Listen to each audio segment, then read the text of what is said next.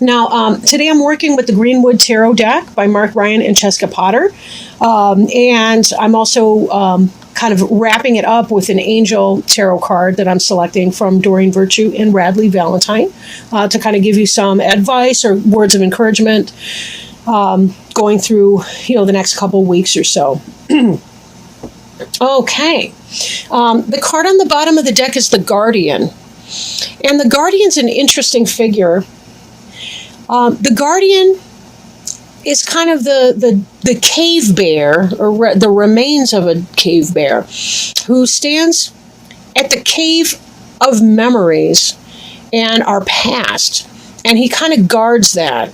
And he really has to do with going deep within and learning our life's lessons, healing from our pains, healing from our hurts, and being able to overcome past negativity, learning the lessons from the past, releasing negativity from the past, things we could or could not control at the time, and really doing a lot of that work.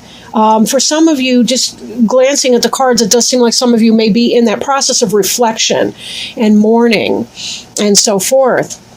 I know that the Aquarius is the opposite sign of Leo, and Pisces is the opposite of Virgo. So you're kind of at your half year right now, as we are in Virgo right now.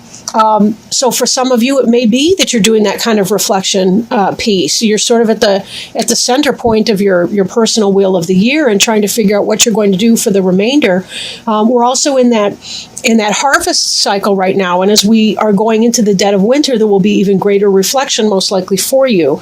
Most of us, when we approach our birthday, we're looking at the reflection of our previous year and taking away the lessons from that. So that we can set our intentions for our brand new year to start. So some of you may have begun that reflection a little bit early. And that's very natural for you at this half point on your wheel.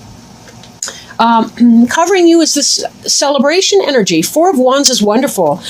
In some decks, it represents a wedding, but it can simply be that we've got a lot of harvest festivals going on, a lot of summertime fun, friends getting together, going out on the boat, corn and strawberry festival's way over. Cherry season, is passing behind us. We've got a lot of corn and tomatoes ripening right now, and fresh fruits and vegetables, all kinds of greenery. So this really is a wonderful time of year for that. Crossing you right now, in spite of the Guardian and in our sometimes we have fears of looking within, is this breath of life. There's a part of you that really does feel invigorated and rejoicing, and you're full of intent and purpose. Ace of Arrows is about air, right? It's the element of air, so it does have to do with intellectual things, communications, thoughts, success and victory in things, but breathing new life in a project. Maybe there's something that you put down, like a book that you were working on, or some sort of a project in some way, and that you're going to feel that resurgence, maybe get some new ideas and come back to that project. Or maybe you're going to begin a new project, but that's part of that.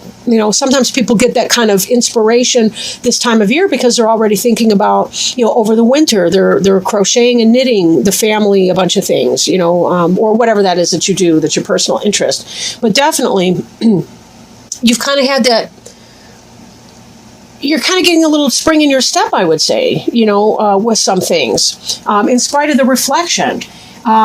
Behind you, I'm kind of going a little bit out of sequence right now, is the Seven of Cups, the Morning card. In some decks, the Seven of Cups is about choices. But let's not forget that when we do make a choice between a bunch of different things, it means that we have to let go of the 6 other cups that we cannot accept at this time. So there is a sense of loss that comes from that. Not necessarily even a big, huge sense of loss. But then again, for those of you that have been in this Guardian energy and been really reflecting on past relationships, family members, friends, ex-lovers, what have you, letting go can be very, very difficult. Mourning can also be that sense of a harvest in a way, right? We have our own personal type of harvest. But this is you're coming out of that phase and you're really feeling the breath of life now. And remember, life is given so much more context and meaning and purpose because things die, and we have that awareness of that. So some of you may have suffered a loss of a family member, a friend, somebody that you're close to, or a phase of life, or a relationship, or something along those lines. And that may be what that card is reflecting. Or simply the pain of making that choice and saying, there are all those choices I was unable to make at the same time. Now, crowning you, we have the Three of Arrows card, which is a jealousy card. So for some of you, it may be that, there's a little bit of jealousy going on, some kind of a third-party situation or a perception of a third-party situation. Beneath you, we have the Ace of Cups. The Ace of Cups is about new love.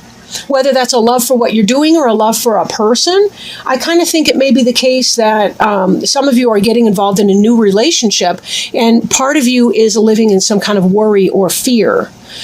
So be mindful of that. How much of that is real and how much of that is not, right? You do want to be very, very careful. Third-party situations, not fun. But in that position, it could be what's on your mind. It doesn't necessarily have to be what is, in fact, going to happen. We kind of need to let the plot out a little bit more. We may have more clarification in the mid-month reading than I do later, too. Hard to say. But it does look like, along with this breath of life, you may have met somebody who's is a breath of fresh air for you, and that you're feeling some kind of love and so on. And Pisces can be a very, very romantic suit.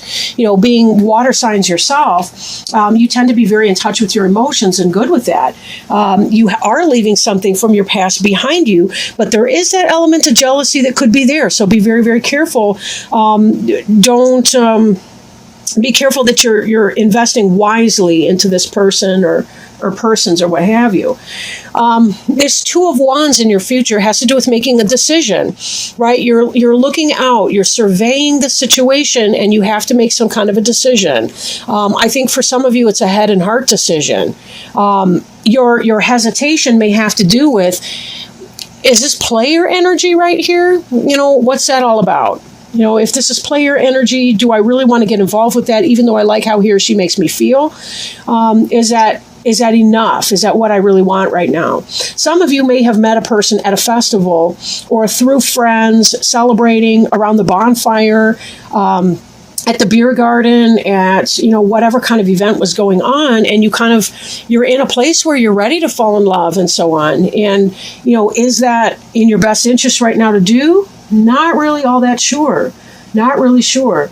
I kind of want to stop by the King of Stones right now. King of Stones would be the earth element. That would be your Taurus, Virgo, or Capricorn, potentially. Although I don't generally read reverse in this particular deck, the book isn't even set up to discuss it. In the reverse position, though, it did come out that way. I put it down upright. But I think for some of you, it could be this King of Stones might be the kind of a player energy in your environment. So again, be very careful here. Your jealousy that you might be feeling up here could in fact be intuition warning you off of something. Now, it's difficult to tell really, but we have a final outcome card that I'll get to in a little bit here that makes me kind of concerned that some of you might be having a summer fling, and that's okay if you know how to contextualize it. However, now in the upright, this King of Stones person, this Taurus, Virgo, Capricorn, potentially, or somebody in that energy, could actually be good, solid, sound energy. There's a lot of movement in that, however, being a horse. So it has to do with solid. It has to do with work and travel and communication and, all these kinds of benefits and so forth. But I think for some of you, it may bring some heartache with it. And this is going to be the crux of your decision making is, can I take it as it is, or do I need to clear the way for a more steady type relationship to come in? Now, the card representing you also wanted to come out in the reverse. It's the Page of Cups, which is not surprising whatsoever, in that Cups being a water sign, that's a Cancer, Scorpio, or Pisces, such as yourself. The kingfisher is a very beautiful bird. They are a deep diver. They dive down for fish and so on in the water. And you'll notice that right here, the kingfisher has in his bill, or her bill, has a a fish in the cup. So this is a solid offer. I feel like you are making a solid offer in a relationship, a beginning, a brand new beginning in love. But I think that with our horse reversed here, that you may be peddling your fish in the wrong market, I guess, to complete the metaphor. Some of you may be engaged in somebody who's not going to be solid for you. And that's a little bit worrisome. Hopes and fears, you have your Page of Wands here, represented by the Stoat.